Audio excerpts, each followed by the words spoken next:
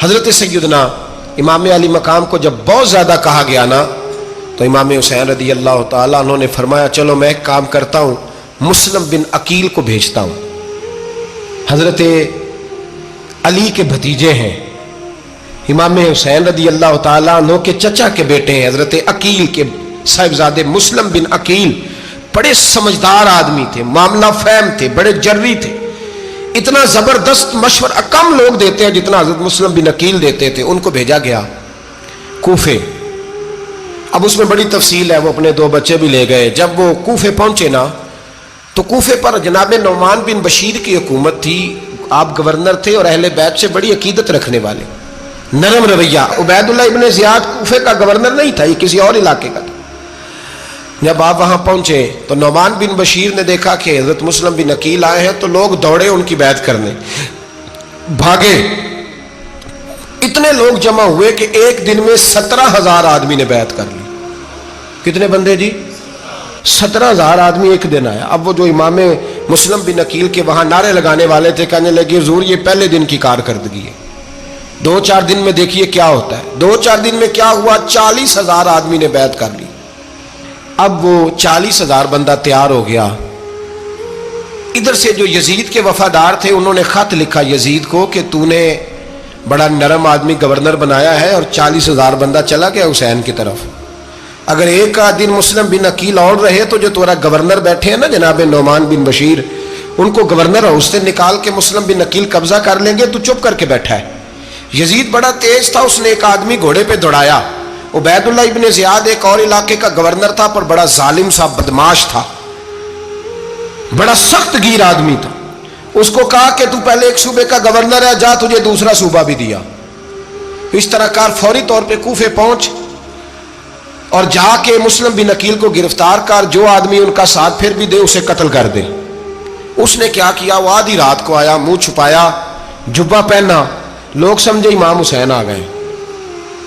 بہت سارے لوگوں نے اس کے نعرے بھی لگائے۔ وہ چپکے سے داخل ہوا اندر، اور چپکے سے داخل ہو کے اس نے سب سے پہلا کام یہ کیا کہ نعمان بن بشیر رضی اللہ عنہ کو معزول کیا، کوفے کے گورنر ہاؤس پہ قبضہ کیا۔ پھر اس نے اسی وقت سوئے ہوئے سرکردہ لوگ، جس طرح ایک گاؤں کا چودھری دوسرے کا محلے میں قبیلوں کے جو لوگ تھے چودھریوں کو بلایا، کچھ کو سزائیں دیں، کچھ کو سخت کہا، کچھ کو ان کے عیب گنوائے کہ وہ تمہارا فلانا مسئلہ پھر خراب کر دوں گا، بلیک میل کیا۔ صبح ہونے تک حالات اگر تم نے میرے قابو میں نہ کیے تو یاد رکھنا بڑا مشکل ہوتا ہے حق پہ کھڑا ہونا، بڑی چیزیں لوگوں کو یاد آتی ہیں، اللہ جانتا ہے۔ پہلے کچھ ہوتا ہے، بعد میں معاملہ کچھ ہوتا ہے۔ حضرت مسلم بن عقیل کے ساتھ جس دن عبید اللہ ابن زیاد آیا 40,000 کا لشکر تھا۔ اگلے دن صبح ہوئی، اگلے دن تو یہ حال ہو گیا کہ آپ جب کوفے کی جامع مسجد میں ظہر کی نماز کے لیے گئے تو 5-7 ہزار آدمی نماز پڑھنے آیا، اور جب مغرب کا وقت آیا تو لوگوں نے چند ہزار لوگ رہ گئے، نماز کی نیت باندھی۔ توجہ کرنا میری بات پہ، ایک مسئلہ بھی سمجھ میں آئے گا۔ لوگوں نے نماز کی نیت باندھی تو حضرت مسلم بن عقیل امامت کر رہے ہیں، ہاتھ باندھے ہوئے ہیں، تو بہت سارے لوگوں نے پیچھے ہاتھ چھوڑ دیے۔ ایک بندے نے دوسرے سے پوچھا وہ ہاتھ کیوں نہیں باندھتے؟ کہنے لگے اگر عبید اللہ ابن زیاد کے کسی بندے نے دیکھ لیا نا تو ہم اسے کہیں گے ہم تو نماز پڑھ ہی نہیں رہے تھے، ویسے ہی کھڑے تھے، ہاتھ ہی نہیں باندھے سرے سے۔ جب نماز کی امامت باندھی تو 10-11 صفیں تھیں۔ جب مسلم بن عقیل رضی اللہ تعالیٰ عنہ نے سلام پھیرا تو پیچھے بندہ ہی کوئی نہیں تھا۔ حضرت مسلم بن عقیل کو گرفتار کیا گیا۔ عرب کا رواج تھا دشمن کو سخت سزا دیں تاکہ باعث عبرت بنے۔ بہت اونچا مینار تھا کوفے کا گورنر ہاؤس کا، اوپر لے جا کے جناب مسلم بن عقیل کو زمین پہ گرایا گیا، اور جب وہ شہید ہو گئے تو شہید ہونے سے ایک رات پہلے وہ خط لکھ چکے تھے امام حسین کو کہ آپ آ جائیں، حالات بڑے اچھے ہیں۔ خط ملا تو امام حسین مکے سے کوفے کی جانب چل پڑے۔ امام علی مقام رضی اللہ تعالیٰ عنہ جب چل پڑے، تشریف لا رہے تھے تو رستے میں فرزق شاعر ملا، بڑا محب اہل بیت تھا۔ رستے میں ملاقات ہوئی، اللہ اکبر۔ حضرت مسلم بن عقیل جب گرایا شہید ہو گئے تو پھر اس نے اس طرح کیا کہ آپ کی لاش کو لٹکا دیا چوک میں۔ لوگ دیکھتے تھے تو عورتیں بچوں کہتی تھی تو نے باہر نہیں نکلنا، ہم نے نہیں امام حسین کے ساتھ چلنا، بس بڑا خوف ہے۔ کوئی بندہ نہ باہر نکلے, کوئی نہیں ضرورت ہمیں, حالات بہتر ہوگی تو دیکھی جائے گی. آج کتنے لوگ ہیں, کتنی دیگیں پکی, کتنی نیازیں بٹی, کیا کچھ ہوا. آپ ناراض نہ ہونا, میں آپ میں سے ہوں, آپ مجھ سے ہیں, یہ بات آپ کی نہیں میری سب کی ہے. آج بھی اگر امام حسین کے نام پہ جان دینے کی باری آئے گی تو دیگیں رہ جائیں گی. ناراض تو نہیں ہو گئے آپ لوگ؟ فٹافٹ مائیں کہیں گی باہر دی جانا, بالکل پتر سانو کی لگے, سارا دن کوئی ہمارے لیے. وہ پیر صاحب تو کرتے رہتے ہیں باتیں, ان کا تو کام ہے, خبردار ہم نے نہیں جانا. دیگیں دینے کو سارے تیار ہیں, جانے دینے کو تیار ہونا. ناراض ہو گئے آپ لوگ؟ چلو کوئی نہیں, ہو جاؤ, خیر صلی اللہ ہے, بات تو ٹھیک کر رہا ہوں نا. حضرت امام حسین رضی اللہ تعالیٰ عنہ نے فرزق شاہ رستے میں ملا تو امام حسین کو کہنے لگا کہاں جا رہے ہیں؟ فرمایا میں کوفے جا رہا ہوں. کہنے لگا حضور نہ جائیے گا, لوگوں کے دل آپ کے ساتھ ہیں, تلواریں آپ کے ساتھ نہیں. سیدنا امام حسین رضی اللہ تعالیٰ عنہ کو آ کے کہا حضور وہ سارے کوفے والے مانتے ہیں کہ بات حسین کی ٹھیک ہے لیکن آپ کی سپورٹ نہیں کریں گے. اور اگلی بات فرزق نے یہ کی کہ حضور میں حضرت مسلم بن عقیل کی لاش کو لٹکی ہوئی دیکھ کے آیا ہوں کوفے کے چوک میں. بڑا ہی خوبصورت فکرہ ہے امام حسین کا. فرمانے لگے میرا بھائی لٹکا ہوا تھا, کہیں کسی کے آگے جھکا تو نہیں تھا؟ لٹکا ہی تھا نا, کہیں جھکا تو نہیں کسی کے آگے؟ کہا حضور نہیں. تو آپ فرمانے لگے اگر مسلم بن عقیل لٹک گیا تو حسین بھی لٹک جائے گا, لیکن جھکے گا. حضرت امام حسین تشریف لائے, بچوں سمیت آئے. حر بن یزید ایک شخص تھا. حر بن یزید ایک مختصر سا لشکر لے کے اس نے امام حسین کو ایک جگہ پہ روکا, پھر دوسری جگہ پہ روکا, بالآخر تیسری جگہ پہ روکا. تو امام حسین نے فرمایا جگہ کون سی ہے؟ کہا حضور کرب و بلا. فرمایا بس یہی خیمے لگا دو, یہی. حضرت سیدہ زینب نے پوچھا امام حسین سے کہ سارے زمانے نے روکا ہے, ٹھیک ہے آپ حق پہ ہیں, یہ بھی سب نے کہا آپ حق پہ ہیں, پر روکا بھی سب نے, آپ روکے کیوں نہیں؟ تو ابن کثیر اور ابن اسیر لکھتے ہیں کہ امام حسین رو پڑے, کہنے لگے بہن میں رک جاتا پر میں نے رات کو نانا مصطفیٰ کو خواب میں دیکھا ہے. تو حضور نے فرمایا حسین اگر آج یہ رواج پڑ گیا نا یزید جیسے لوگوں کا تو قیامت تک پڑا رہے گا. پھر لوگ کہیں گے کوئی نکلا نہیں تھا تو ہمیں بھی نکلنا. پھر لوگ ظالموں کے سامنے گردنیں جھکانے کے عادی ہو جائیں. میں کہتا رہتا ہوں, کہہ رہا ہوں, کربلا کی جنگ کفر اسلام کی جنگ نہیں, کفر اسلام کی جنگ نہیں کربلا کی. کیونکہ یزید تو بڑا پکا نمازی تھا, خطبہ دیتا تھا. وہ تو جب امام حسین رضی اللہ تعالیٰ عنہ نے کربلا کے میدان میں جمعے کا دن تھا تو یزید کے سامنے کو بات کرنی شروع کی, عمر بن سعد کے سامنے. تو عمر بن سعد کہنے لگا حسین زیادہ باتیں نہ کر, ہمارا جمعہ لیٹ ہو رہا ہے, جنگ کے لیے تیار ہو, فٹافٹ آ.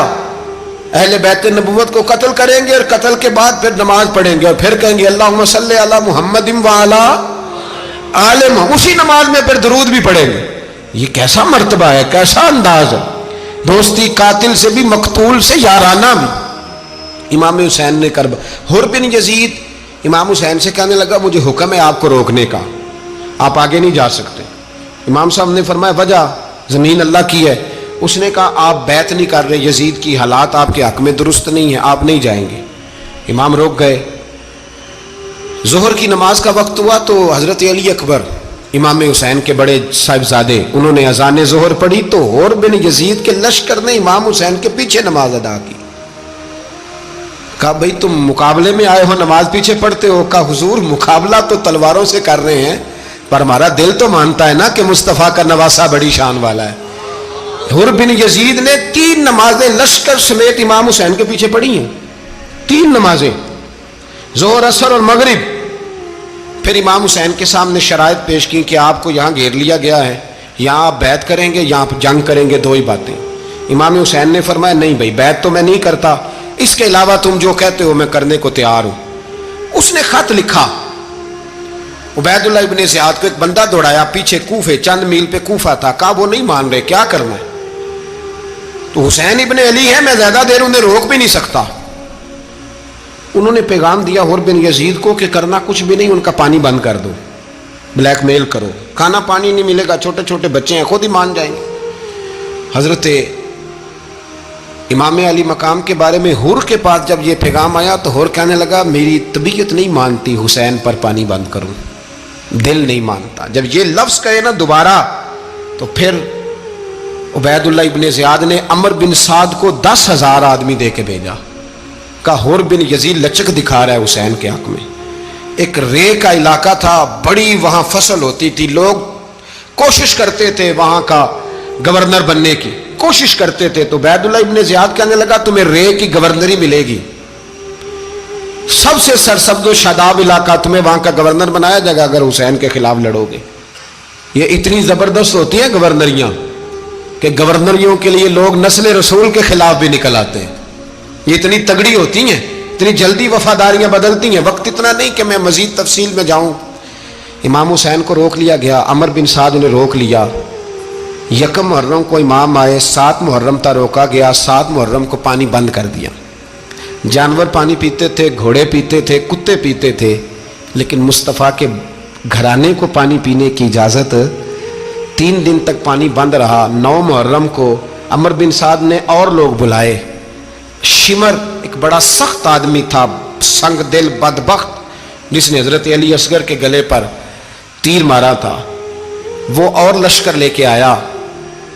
रात को कहने लगा इमाम हुसैन रज़ी अल्लाह ताला अन्हु से कि बस बड़ा हो गया, ये 9-10 मुहर्रम की दरमियानी रात, या आप जंग करेंगे या आप बैत करेंगे, 2 ही बातें।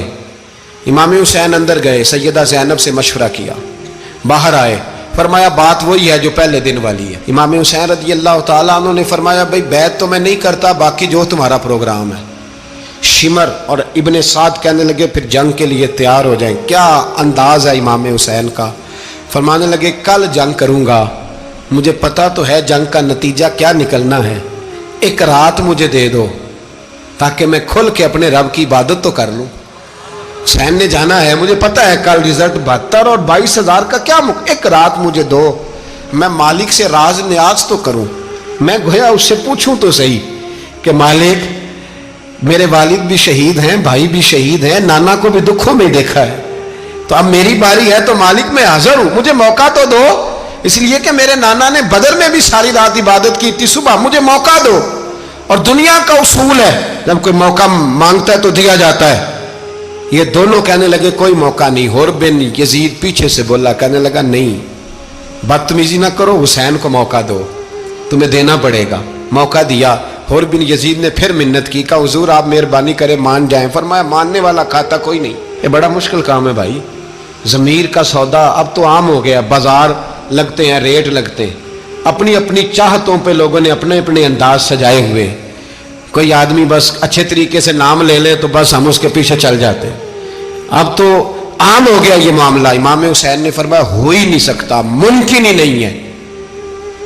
सारी रात इबादत में गुजरी, रियाजत में गुजरी। तहज्जुद का वक्त हुआ तो घर वालों को बुलाया, फरमाया देखना तुम्हारी सी की आवाज ना बाहर आए, खबरदार सी की आवाज ना आए। और इमाम ज़ैनुल आबिदीन से फरमाया तू बीमार है, तू जिहाद नहीं करेगा, लेकिन ख्याल रखना पीछे। और बड़ी कीमती बात बता रहा हूँ, हमारी बीवियाँ किसी के घर मैयत हो जाए तो 4 दिन बुखार नहीं उतरता। इमाम अली मकाम ने सैयदा ज़ैनब से फरमाया तू बड़ी है, मेरी बहन है, पीछे सारे बच्चे हैं, जवान हैं, इनके हौसले तेरी जिम्मेदारी हैं। सुबह जंग का तबल बजने लगा, फजर की नमाज पढ़ी, सूरज चढ़ा, 10 मुहर्रम का दिन, जुमे का वक्त। जनाब सैयदना इमाम हुसैन रज़ी अल्लाह ताला अन्हु ने रेत पर सजदे किए, लंबे सजदे, लंबी नमाज। सूरत शम्स की आयात दूसरी रकत में पढ़ी तो सारा करबला गूंजने लगा। क्या अंदाज़े तकल्लुम था इमाम अली मकाम का। नमाज मुकम्मल हुई तो हुर बिन यजीद, अमर बिन साद और शिमर से कहने लगे वाकई हुसैन से लड़ोगे, पता नहीं कौन है। कुल्ला सालुकुम अलैहि अजरन, तुमने नहीं पढ़ा, इल्लल मवद्दत फिल कुर्बा, तुम्हारी आंखें बंद है। अल हसन वल हुसैन सय्यदु शबाब अहले जन्नह, तुम्हें नहीं पता। कहने लगा चुप कर, हुकूमत नजर आ रही है। और बिन यजीद कहने लगे फिर मेरा भी फैसला सुनो, मुझे हुकूमत नहीं चाहिए, मुझे जन्नत चाहिए। हुकूमत नहीं चाहिए। इमाम हुसैन की पहली फतह देखें, और बिन यजीद एड़ी लगा के ना यजीद के लश्कर से निकल के इमाम हुसैन के लश्कर में शामिल हो गया। और पहला शख्स जिसने इमाम हुसैन को रोका, इमाम हुसैन के नाम पर पहला सर भी इसी शख्स ने कटाया है। लेकिन यजीद की कब्र पे लानत भी कोई नहीं बरसाता, उसका महल था बहुत बड़ा, لیکن جب لوگ کربلا میں امام حسین کو سلام کرنے جاتے ہیں تو قدموں میں حور بن یزید کا مزار بھی بنا ہوا ہے، اس کو بھی سلامی دی جاتی ہے۔ اور اب ہم اکیلا حور بن یزید نہیں کہتے، ہم کہتے ہیں حور بن یزید رضی اللہ تعالی۔ اب ہم اتنی تعظیم کرتے ہیں اس حور کی۔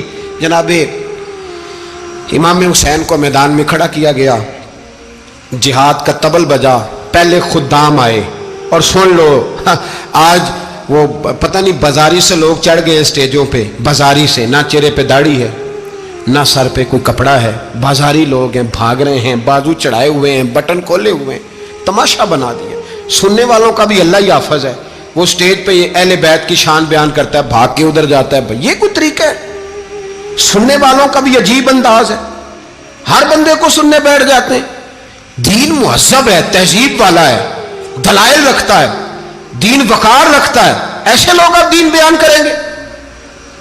حضرت سیدنا امام حسین رضی اللہ تعالیٰ عنہ صبح جب جہاد کا وقت آیا، پتہ ہے کون کون تھے کربلا میں؟ امام حسین کے ساتھ امام حسین کے 4 بھائی تھے کربلا میں۔ کتنے؟ بول کے بتائیں۔